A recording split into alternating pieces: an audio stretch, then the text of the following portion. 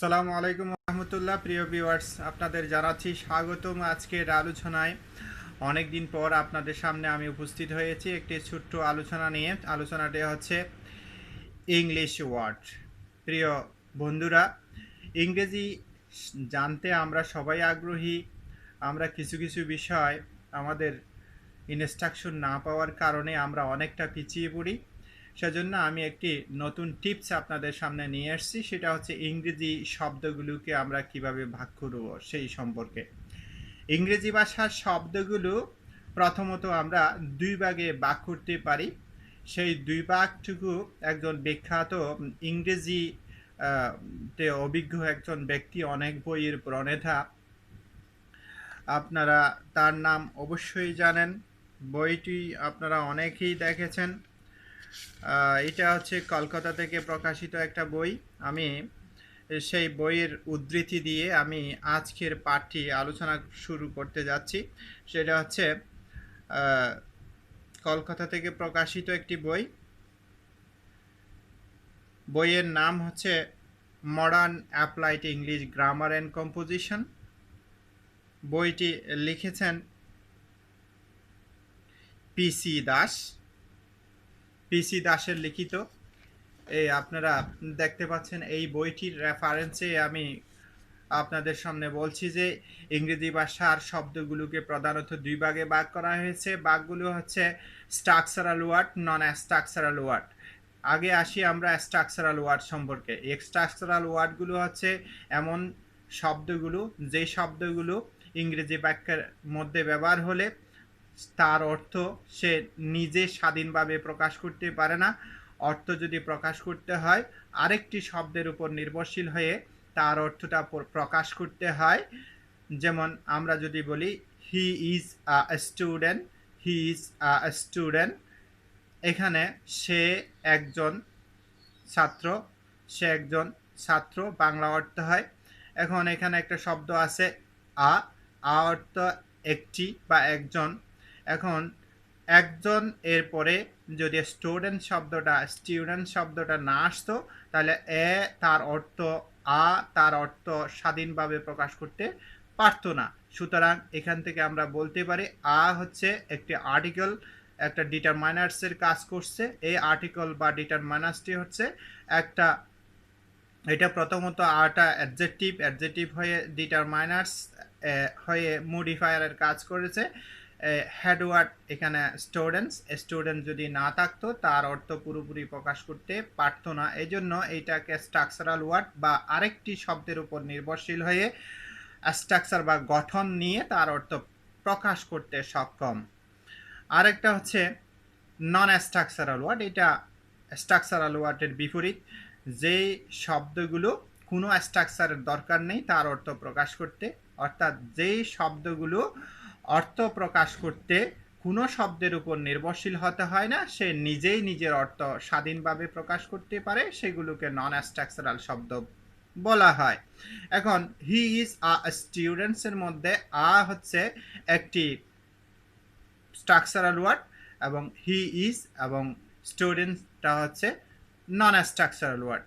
আরেকটি শব্দ বাক্য নিয়ে আমরা আলোচনা করতে পারি, যেমন I am going to school, আমি স্কুলে যাচ্ছি। I am going to school, আমি স্কুলে যাচ্ছি। এখানে একটি শব্দ আছে টু, আমি স্কুলে যাচ্ছি। আমি এম গোয়িং যাচ্ছি টু স্কুল, স্কুলে বা বিদ্যালয়ে। এখানে টু একটা প্রেপোজিশন, পার্টস অফ স্পিচ ধরলে এটা একটা প্রেপোজিশন। এটা পরবর্তী স্ট্রাকচার স্কুল শব্দটা না হলে তার অর্থ সে স্বাধীনভাবে প্রকাশ করতে পারে না। এই জন্য টুটাও একটা স্ট্রাকচারাল শব্দ এবং টু ছাড়া বাকি যা শব্দ ব্যবহার হয়েছে সবগুলো নন স্ট্রাকচারাল শব্দ। প্রিয় ভিউয়ার্স, স্বল্প সময়ের ভিতরে আমি আপনাদের দুই ধরনের ইংরেজি ভাষার সব শব্দগুলোকে অবস্থান বা ব্যবহারগতভাবে দুই প্রকার, একটা হচ্ছে স্ট্রাকচারাল ওয়ার্ড আর একটা হচ্ছে নন স্ট্রাকচারাল ওয়ার্ড। আমরা স্ট্রাকচারাল ওয়ার্ডগুলোকে অন্যভাবেও ডাকতে পারি, বলতে পারি। যেমন স্ট্রাকচারাল ওয়ার্ডগুলোকে মাইনর ওয়ার্ড বলতে পারি। যে কীভাবে মাইনর ওয়ার্ড? এগুলোর অর্থগুলো খুব ক্ষুদ্র, অতি সামান্য, অথবা তার অর্থগুলো প্রকাশ করতে গিয়ে অন্য শব্দের সাথে মিলে যায়, মিশে যায়, মিক্স করে আমরা অর্থটা প্রকাশ করি। এই জন্য স্ট্রাকচারাল ওয়ার্ডগুলোকে আমরা মাইনর ওয়ার্ড বলতে পারি, অথবা এই স্ট্রাকচারাল ওয়ার্ডগুলোকে আমরা গ্রামার ওয়ার্ড বা ব্যাকরণের বিধি বিধান অনুসারে তার অর্থটা প্রকাশ করতে পারি। এই জন্য এগুলোকে গ্রামার ওয়ার্ড বলা হয়। অন্যদিকে আবার নন স্ট্রাকচারাল ওয়ার্ডগুলোকে আমরা মেজর ওয়ার্ড বা বড় শব্দ, বড় বৃহত্তর অর্থ বিশিষ্ট শব্দ বলতে পারি, এবং ক্লাস ওয়ার্ড প্রকার, যেগুলোর প্রকার আছে, এবং ক্লাস ওয়ার্ডও অনেকে বলেছেন। তাহলে আমরা পিসি দাসের ভাগ করা যে ইংরেজি ভাষার সব শব্দগুলোকে structural word, non structural word বলে দুই ভাগে ভাগ করা হয়েছে, অথবা মাইনর ওয়ার্ড, মেজর ওয়ার্ড বলে দুই ভাগে ভাগ করা হয়েছে, সে সম্পর্কে জানতে পারলাম। এরপরে আমরা আসছি যে স্ট্রাকচারাল ওয়ার্ড বা স্ট্রাকচারাল ওয়ার্ডগুলো কি কি। স্ট্রাকচারাল ওয়ার্ডগুলো হচ্ছে প্রেপোজিশন, কনজাংশন, ইন্টারজেকশন, আর্টিকেলস বা ডিটারমাইনার্স। আর নন স্ট্রাকচারাল বা মেজর ওয়ার্ডগুলো হচ্ছে noun, pronoun, verb, adjective, adverb. এগুলো হচ্ছে আমাদের সাধারণত নন স্ট্রাকচারাল ওয়ার্ড। তাহলে সবশেষে আমরা জানতে পারলাম ইংরেজি ভাষার সব শব্দগুলোকে দুই ভাগে ভাগ করা হয়েছে, structural word, non structural word, অথবা মাইনর ওয়ার্ড, মেজর ওয়ার্ড, অথবা গ্রামার ওয়ার্ড, ক্লাস ওয়ার্ড। প্রিয় শিক্ষার্থী বন্ধুরা, আজকে আমরা ইংরেজি ভাষার যে শব্দগুলো সেগুলোর সম্পর্কে, বিভাজন সম্পর্কে আমরা জানলাম। এখন আমরা যে বইয়ের মধ্যে পড়তে শুরু করছি যে পার্টস অফ স্পিচ সম্পর্কে, পার্টস অফ স্পিচগুলো আসছে এই দুই প্রকার শব্দের সমন্বয়ে।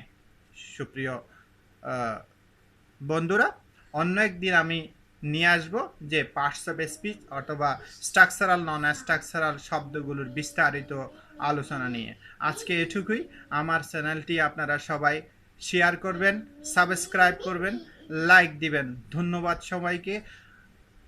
অন্য কোনো দিন আরেকটি গুরুত্বপূর্ণ বিষয় নিয়ে আপনাদের মাঝে হাজির হব। ধন্যবাদ। আসসালামু আলাইকুম। আমার চ্যানেলটি সাবস্ক্রাইব করবেন। ধন্যবাদ।